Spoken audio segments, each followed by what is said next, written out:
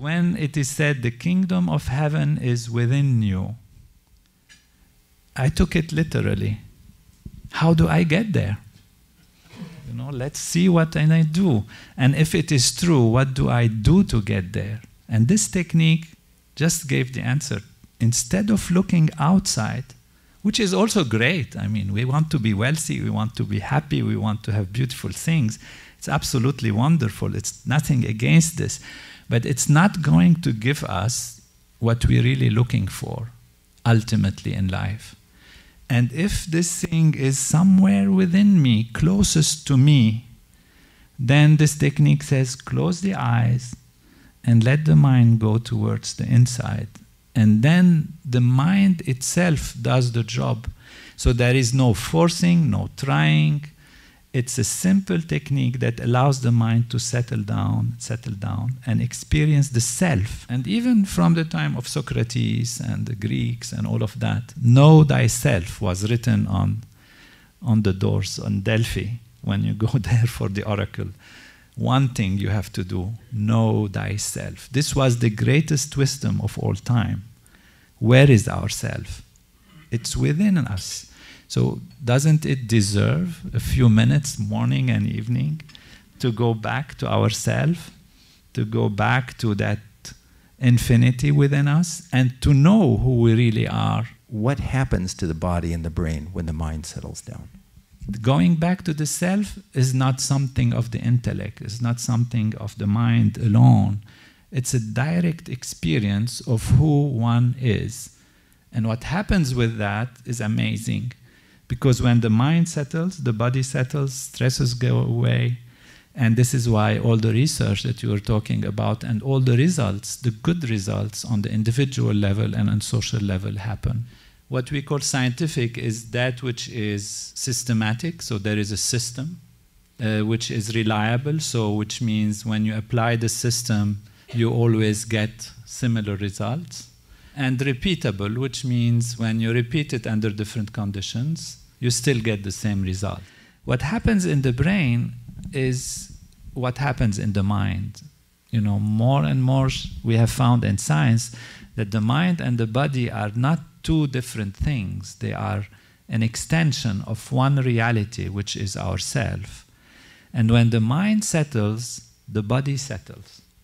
When the mind starts to becoming quieter and quieter, the body settles down. Oxygen consumption reduces, muscle tension reduces, galvanic skin response on the skin reduces, the brain gets more coherent, there is more connection between right and left, front and back, and the whole physiology settles down. When the physiology settles down, it gains deep rest. This deep rest is what makes the stresses go out. So the stresses go out because the body's rested. You know, when you are running and you have all your day of activity and your muscles are tired, you just don't try to pull the tiredness out of the muscle by some crazy mechanism. You know, what you do is you rest. When you rest, the body by itself removes the fatigue, it removes the tiredness. So the body itself has an internal mechanism that allows it to remove all these tensions and stresses that have accumulated throughout a lifetime by having strong impressions that remain with us, even though we forgot them on the surface level. But all these experiences that can be stressful, that can be damaging to the feeling, that can be hurtful, they remain in us. And that's what actually makes us age, that's what makes us, you know, lose neurons, lose body effectiveness and all of that is because of this accumulation of this wear and tear throughout the years. The body has a mechanism to remove the fatigue by itself, and since the rest is much deeper than that of sleep, then the stresses that are removed are much, much deeper than what sleep can remove.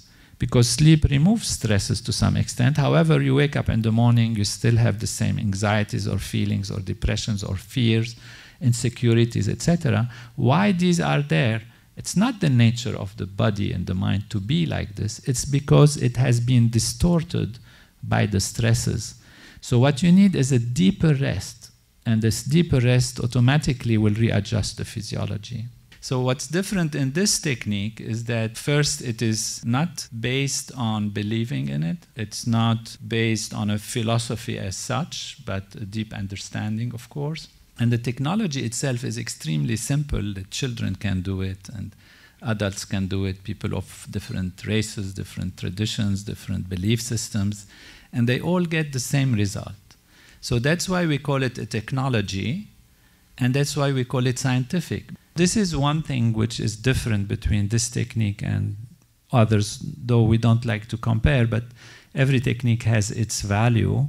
But most techniques of the mind try to manipulate. So think of your breathing, think of your environment. So what you're doing is you're asking the intellect, the mind, the intellect, to focus on something, to think of something, to do something, even though more settled and more quiet. In this technique, we don't ask the mind to focus or concentrate or anything. We just allow the mind to take its own course, which is a systematic course of going inwards and settling down. So this technique is neither hypnosis, nor psychiatry, nor nothing. We usually take an example. You know, if you have a honeybee buzzing around, and it'll be buzzing, and suddenly it gets quiet. When does it get quiet? When it finds the nectar. It's attracted and it settles down. The mind is like this, is buzzing, searching. We're always searching for more, always. What is the nature of the mind? We ask ourselves, what is something we all want? We want more happiness, we want more love, we want more creativity, we want more knowledge, we want more wealth, we want more joy.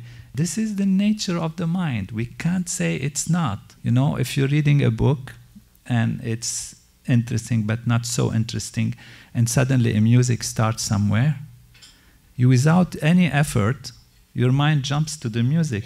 Your eyes as if are reading the book, but your mind is going for what is more pleasing. That is the nature of life, to go for more.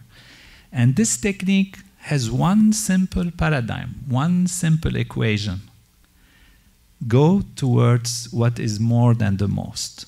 Transcendental meditation has been shown to integrate front and back, right and left, and open up the reserves of the brain and create a more holistic experience that really allows the inner feeling to be a feeling of joy and happiness, while on the outside it has shown that people are more productive, more creative.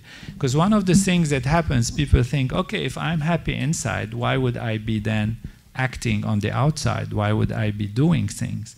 And what is interesting in this program is that it allows the mind to be really settled, to be established in oneself, to be anchored in one's own deep being, to be happy, and yet it motivates for greater achievement on the outside. So that's why it's one saying we used to say is 200% of life is what we want. We want 100% inner, but we also want 100% outer, and there is no contradiction. To the contrary, we can enjoy the outer much more when we are stable within, inside. Whereas the outer can own us and, you know, make us its slave, if you like, if we are not anchored in ourselves. So go back to yourself, know thyself, know that kingdom, that heavenly kingdom within, and all else will be added onto you. And the mind, we can say, is like an ocean, active on its surface and more settled in its depths. A thought is like a bubble coming from the depths of the ocean. Because it's high pressure and very settled there, the bubble is very tiny, and that bubble goes up and becomes bigger and bigger and bigger. When it reaches the surface, we are aware, oh, this is a thought.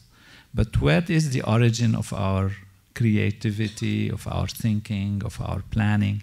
It comes from somewhere from within, and that is the depths of the ocean. But the mind is searching. Now give the mind that settled experience, that honey, that nectar, and the mind settles down. So we don't force the mind. It's a simple technique. By the way, I wanted to define just the term transcendental. To transcend means to go beyond. And when we said the mind is like an ocean, on the surface it's active and in its depth it's quiet. Really what happens is as the mind settles down through this technique, it reaches the point where you have no thoughts, you have completely settled mind, and yet you are awake. This we call transcendental state. So beyond all activities of the mind, so you transcend actually even the mind activity into the self, into that bottom of the ocean. And that happens completely naturally. So that's where the word transcendental comes from, to transcend, to go beyond. To go beyond what?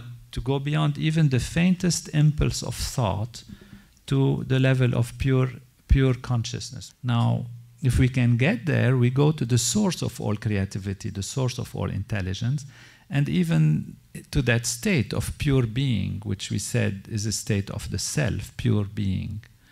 Now, the problem is when you start going down into the ocean of the mind and it starts settling down, the tendency is to fall asleep. Because that's what happens when we settle down, we fall asleep. And when you fall asleep, you stop, therefore, at a certain level. Sleep is very rejuvenating. But deeper than that, you don't usually go. So there is a trick that we use. The trick is a sound which has no meaning. It's called a mantra. That's how these techniques are. You learn this specific sound, and the sound is not what makes it happen. The sound is just a vehicle on which the mind sits innocently, and the mind dives guided by its own nature to want to go to the depths. So as the mind goes deeper and deeper and it settles down, there is this mantra that prevents it from falling asleep, yet allows it to settle down. How do we use that? There is a technique. You have to learn it. There is a procedure.